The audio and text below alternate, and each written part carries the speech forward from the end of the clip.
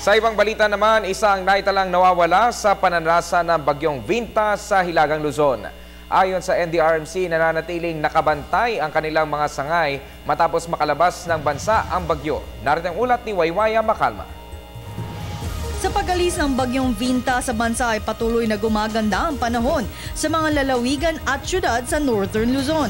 Wala namang naitalang nasawi dahil sa sama ng panahon. Ngunit, nag-iwan ito ng isang mangingisdang nawawala na kinilalang si Lori Del Baldos na taga San Juan, Abra.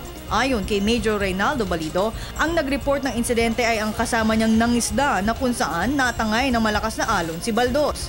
Yes, merong isang reported, allegedly nangisda yan kahapon ng umaga. And unfortunately, inanod sa ilog.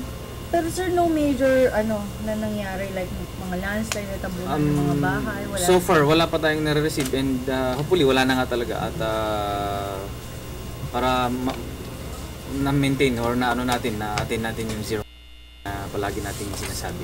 Sa ngayon ay maliit pa lamang ang naitatala ng National Disaster Risk Reduction Management Council na naapektuhan ng bagyo. Nasa 116 na pamilya o 491 na katao ang apektado ng bagyo na ang ilan ay nagsagawa lamang ng preemptive evacuation dahil ang ilang residente ay nakatira malapit sa dagat na kung saan 18 pamilya sa Maconacon, Isabela ang nagsadyang sila na mismo ang lumikas. Kagabi ang naitalang pinakamalakas na hagupit ng bagyo dahil dito may ilang lalawigan sa norte ang walang kuryente dahil natumba ang ilang poste at maging ang mga puno. Sa Northern Cagayan ay mula pa alas 7:30 ng gabi ay wala ng kuryente at maging sa buong probinsya ng Apayao, capital city ng Laoag sa Ilocos Norte ay hanggang ngayon wala pa ring kuryente. Wala pang sinasabi ang mga otoridad kung kailan maibabalik ang supply ng kuryente.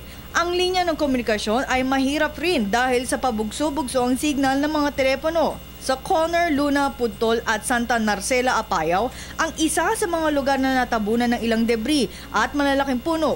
Pero patuloy naman ang clearing operation sa lugar. Ang National Road mula Apari hanggang Tuguegarao City ay hindi mula pa kagabi. Pero alas 9 na umaga ay naayos na at maaari na muling makadaan ang mga motorista. Nagtala naman sa 16 na pasahero ang stranded ngayon sa mga pantalan ng Claveria at San Vicente dahil hindi pinahintulutan ng Coast Guard pumalaot ang isang fishing vessel at 3 motor bangkas dahil sa sama ng panahon. Habang wala na sa Philippine Area of Responsibility ang bagyong Vinta, patuloy pa rin ang pagpapaalala ng mga otoridad na ibayang pag-iingat dahil makakaranas pa rin ang pag-uulan sa mga rehiyong tinaha ng bagyo. May epekto pa rin na pag-uulan at sama ng panahon, sungit ng karagatan. So yung ating mga mangingisda, lalong-lalo na dyan sa Western Seaboard na dahil nandyan na ngayon, iba yung pag-iingat pa rin. And kung makita natin talaga na masungit yung karagatan, wag na muna tayong pumalaot para makaiwas tayo sa sakuna. Para sa Telebisyon ng Bayan, Waywaya Macalma.